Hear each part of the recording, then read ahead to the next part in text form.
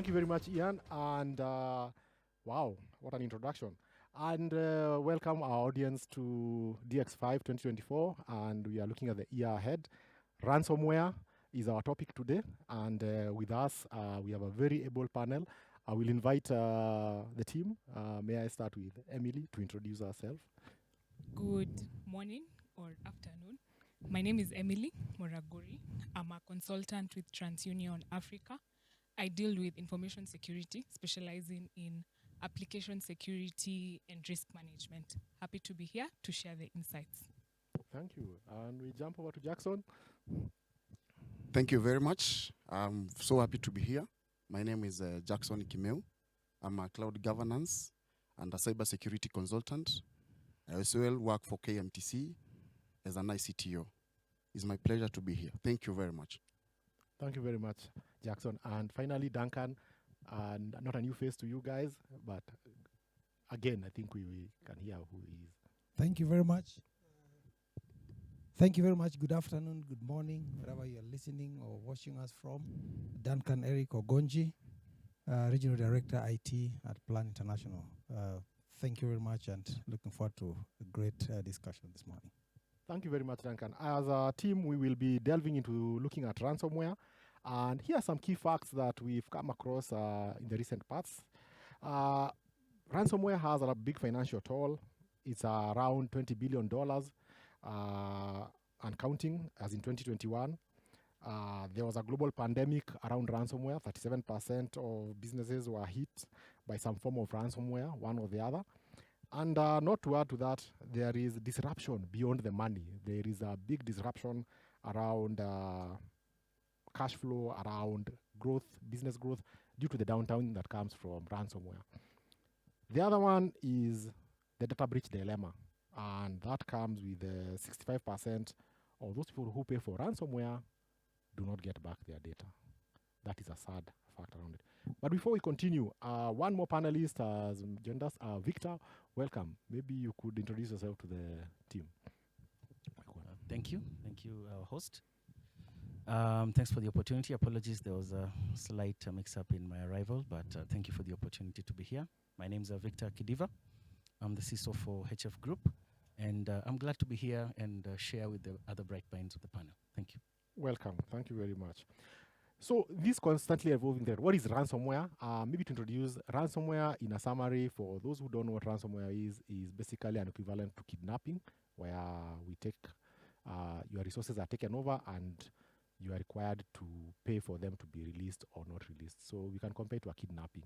I don't know whether that summarizes it in terms of definition, but maybe to open the floor, I would like to ask Emily. I mean, given the uniqueness of IT infrastructure currently around the world and the limitation of resources, especially in Africa, how do organizations prioritize and implement effective ransomware preparedness in response to these challenges, considering the budgetary issues we have, especially in our market? Okay, thank you very much for that question. Yeah. So budget is an issue not only in Africa, all over the world, especially right now. So looking into ransomware, I think businesses should go ahead and look into cost-effective mechanisms to ensure that ransomware is mitigated in the organization. First of all, we could look at the most easy one, and not so easy after all, is security awareness. So when you have a very strong security awareness program whereby you have the human firewall at your disposal, you'll be able to mitigate some of these things. The second thing is a technical control, where we will have the IT people taking backups and ensuring that we have offline backups for that. So in a nutshell, those are some of the techniques that a company can use that are cost effective to mitigate against ransomware. Thank you. Thank you. Thank you very much. Duncan, do you agree with that? Considering your experience as a CIO and dealing with the business people, do you think budget is the main issue, or are there other things around? I heard Emil talking about governance related matters, awareness. What do you reckon? Quite correct. I think Emily was quite on point. But if I were to pick on a very key component also amongst like the delivery, around the people or users. It's always said is the weakest link because you can have the best of the best technology and controls, and when your users are not well trained, or you don't have a proper awareness a program that ensures that users are they know, they can be able to differentiate from the legit email and the fake email, because from history and research, we've seen mostly the attackers who know that the weakest link is people. They'll try to penetrate through an email, send an email that inside brings, entice the users to be able to click a link, then create an open gate so that can be able to get in. So that a very rigorous and clear program on the user awareness will be very key, right? Top down, the shop floor up to the board level. And again, she spoke about the budget. I think many times it becomes also an issue, because sometimes when the people, they don't see why do we need to, you've put the technology in place, then you also come in. And so in the past, I think the management, even up to the board level, had never understood the importance of security and proper security. But now things are changing, because with the emerging trend, with the number of attacks we are seeing now, we are seeing the posture of the board is changing. They are giving more attention to cybersecurity, and in the budget line, they're still trying to create a balance and put more, because most of the time they will try to put a budget on things that can be able to see tangible, because this is more like a service. But what's the value? Okay. But when CIOs are able to demonstrate, able to say, look, if you were to be hacked and then our data, put in hostage, this is what the organization will be able to lose. And they'll be able to see in terms of value, they say, well, I think we need to do something around the budget. So I'm in agreement. All right. Thank you very much. But let me ask Jackson. Jackson, you're in a very sensitive area, double sensitivity. You are in healthcare. You are in public sector. And I don't know, how do you balance patient care, data security, and while helping, say, healthcare providers adopt these technologies to mitigate the risks of ransomware? Considering this data is very sensitive, I can imagine someone claiming they have my MRI and they know what my status is. And what compliance is the public sector following or not following? If you can indulge our viewers into this sector and the ransomware matter. Right. Thank you very much for that question. Indeed, first of all, before we dive to this serious topic, let us ask ourselves, what is really ransomware? Ransomware is a type of malware that detects, encrypts, and locks victims' data, files, systems, and devices, such a way that they are inaccessible and unusable, until maybe probably the hacker is paid a ransom payment. I'll dive again into one of the major areas that countries and even our country, Kenya, across the world are adopting, that is digital transformation. Considering that data is the next gold. For instance, eCitizen, last year, we were able to push around 1,400 services into eCitizen platform. With again move in the next few months to push the same services, around 2,000 of them. So automatically this tells us that we're pushing a lot of content online. All right? And diving direct to the health industry, which is a very critical area, we're talking of very crucial matters. Number one is compliance. We find for cloud industries to essence hosting patients' data, then our hospitals needs to be compliance. And some of the compliance metrics includes some industries like IPA, we have IPTrust, and others. So compliance is one of the sensitive area for the adoption of ensuring that, number one, if you push our data to the cloud, is it going to be secure?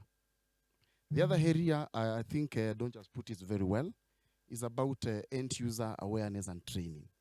That is another very critical area because you find most of the organizations, yes, they have the right platforms, they have the right endpoints, but you find even the end user, unless they have given the right awareness, then it becomes a problem. Because why am I saying this? That is the first stage of defense, where accessibility of systems are within the users. Thank you. Victor, do you agree with, would you feel confident when you go to a hospital that your data is, or what has been your observation in the industry? Not that Jackson is not doing a good job, what he's doing, but maybe what would you?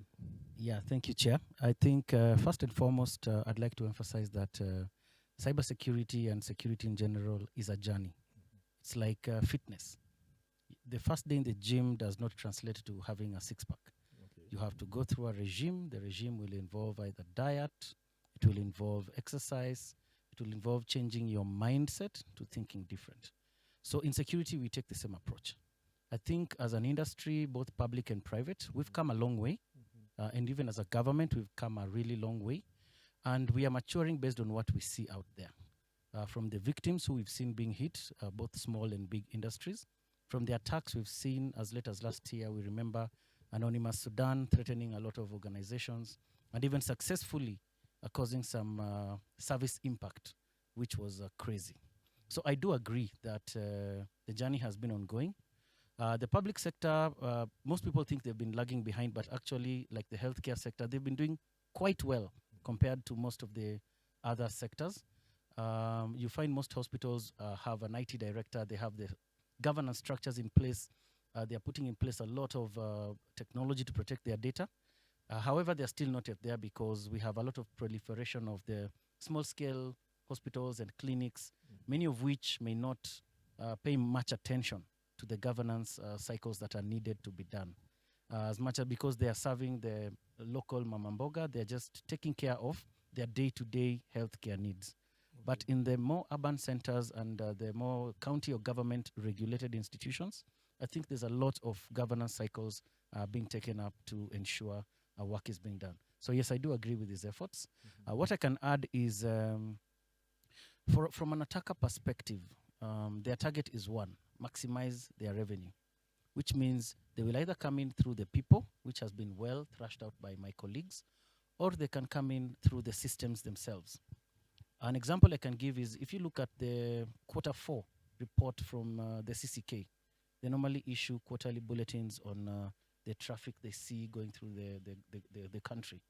We had over 1.2 billion cyber attacks detected within our country.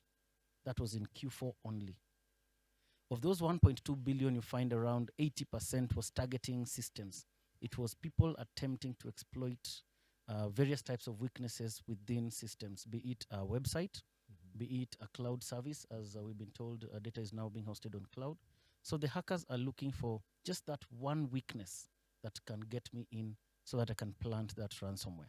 The weakness could be human, which is 75% of all attacks target the human being, but the remaining 25 is the systems, which means we need to focus on what systems are we running, are they safe, are they hardened, and there's a whole discussion point there.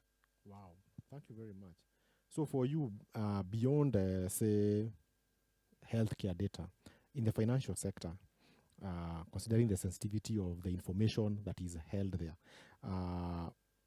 that is particularly very vulnerable to ransomware, what are institutions around the financial sector adapting their security strategies to, so that these evolving threats can be, if not curtailed, but slowed down? Actually, you're very right. It would be a lie to say you've prevented threats 100%. The most you can do is make your system and your network so difficult to penetrate that the opportunistic attackers move on to the next target. So from a financial sector, we are a highly regulated industry, and there are a number of regulations we must adhere to, led specifically by the central bank. And of course, we have also some government acts which come to play. such as the Data Protection Act, which is now becoming a very serious headache for us. So we have to make sure that we adhere to the central bank prudential guidelines. They also have risk-related guidelines, technical-related guidelines, and from a fraud and money management perspective, we also have the FRC body, which again has outlined a number of areas where we must focus on in terms of both people, process, and technology to protect and be safe custodians of customer data. We are reaching a point where they are now pushing individual responsibility for non-compliance, meaning should any organization, whether public or private, be found culpable of having breached a documented regulation, they won't just go after the organization, they go after the individual who ought to have taken a certain course of action and they did not. So I'd say, other than fraud, compliance-related obligations are the next big thing that we need to make sure we focus on. And both of these together will allow us to put in place safeguards that can counter ransomware. Wow, okay. Personal responsibility means Victor, means you can go to jail in case something is, I think it's a bit tough, but maybe it's the incentive needed in the sector to ensure that we are not complacent. But all of you have said people is one of our biggest weaknesses. Maybe we can start with Emily in the financial sector. What are you doing around awareness, training, skilling up from the bottom to the board? Okay. Thank you very much for that question. So in terms of skilling, first of all, let's start with our users. We usually run information security awareness sessions, but I could say they've not been effective, such that guys are just coming, having the training, having a good time, then just going and not taking away the knowledge. So what we've done in the company that I work for is we've introduced a module, or there are usually very many products beyond trust, not just to mention a few, whereby we can use those particular programs to actually not give awareness, but also give like an examination to the users for us to understand if they're actually grasping whatever we are talking to them. The other thing is doing simulations. So this will help us to ensure that whatever information we are passing on to the end users, are they actually grasping it, and are they also implementing what they are being taught? So from an end user perspective, I think those are some of the techniques organizations can borrow. Wow. Jackson, KMTC is a very big trainer of manpower in the health sector in the country. Is there a curriculum within on cybersecurity for, say, all your students, regardless of, considering healthcare is not a technology-driven sector more? What are you guys doing around that? Good. We've really adopted to have end-user trainings, and in the ICT sector, especially now cybersecurity fraternity, we've adopted a training mechanism. All through the kind of the training that we give to the healthcare providers, you find that there are some areas that we ensure that our students are equipped with the right knowledge on matters of ensuring they understand what is all about cybersecurity, how do we handle it in that level. Number two, again, we have a cybersecurity policy and a strategy that we normally have a comprehensive way of implementing it. Apart from the students, also, we do have seminars across the country for all our staff members to ensure also we give them a comprehensive end-user training. And in this, we have been able to have a very protective measure on matters of cybersecurity, and especially now on this category, ransomware, whereby apart from just end-user training, what are the other methodologies within our environment that should ensure that we not just eat anyhow? Yeah. Duncan, in the NGO world, we don't hear much around ransomware or cyber attacks. Is it that they are absent there, or your users are very well versed in technology that it has not been an issue? Or What Or maybe I think the users are either smarter or they're doing some good jobs in ensuring they are more aware. But I think there's no one, when it comes to ransomware, no one you can say is perfect or exempted, whether for profit or not for profit. But the trend, mostly, you see the motivation. Look at what motivates these hackers or the potential hacker. The biggest motivation is money. And that's why we've seen the trend is big on the financial sector and the health sector, because these, very critical and important data, and these are people that will be able to respond very fast, as opposed to the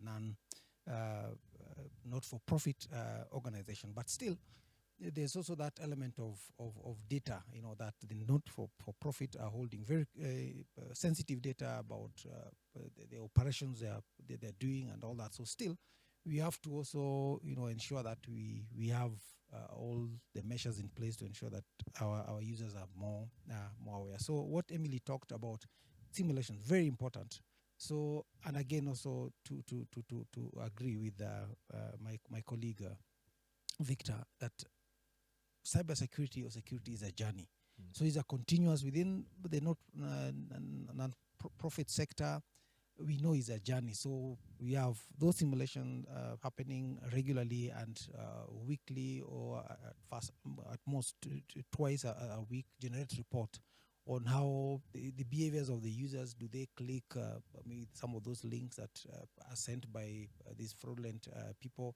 And like now, when there are major events, like in this beginning of, towards the end of last month, up to better part of this month, we have the AFCON going on. That's the Africa Cup of Nations. So this is a big event. And then there's that element, people, they'll reach out that, congratulations, Victor, you've won 10 million. Please just click this link to claim you did the correct prediction, yet you did not even participate. But again, you understand, because of the situation you are living in is tough, very tough situation. Someone will be able to, if you can be able to get some money free somewhere, why not? Let me click. So it's also the psychology component. So that's the psychological component. That's why now the daily or continuous training and awareness helps to be able to make people understand that, look, I need to be very careful before I click. I did not participate on this, why click that link? So yes, we are very active in that. A lot of simulations, a lot of training. We've embedded that in the policy. HR is brought into place, so that they ensure part of the onboarding that people, they know that is your responsibility to only respond to emails. Check first that is a legit, or is coming from someone you know, or if you're not sure, please reach out to IT department. Thank you. So far we've discussed of the ideal scenario, how we are doing to prevent, how we are planning for the. Now let's jump to a small debate. It has happened. You've ransomware, your data has been held captive, and these guys have called and said, Victor, we have your database on lock. The big question is to pay or not to pay. How do you, let's not give even it's not a yes or no answer, but how do we approach that scenario? Well, to pay or not to pay? Interesting.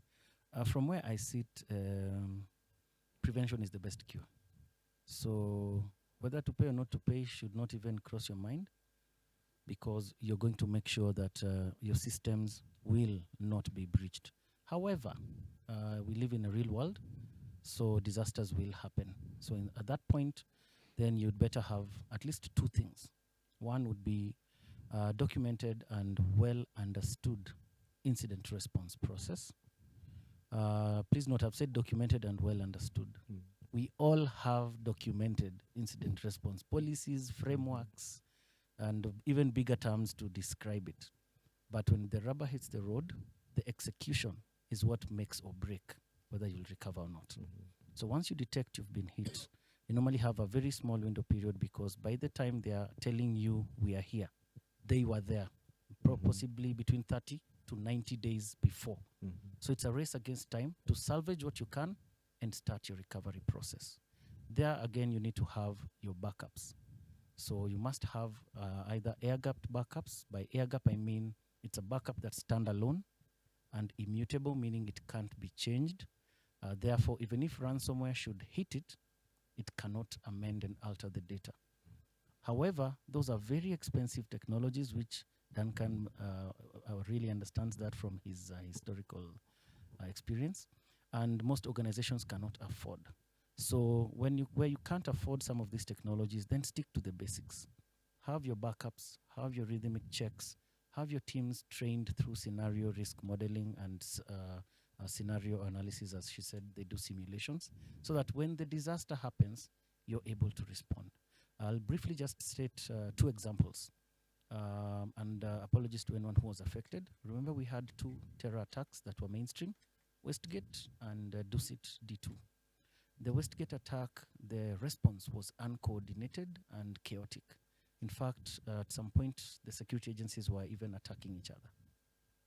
If you look at the dissect D2 attack, there was very well-oiled coordinated response, which was a lesson learned from the previous attack.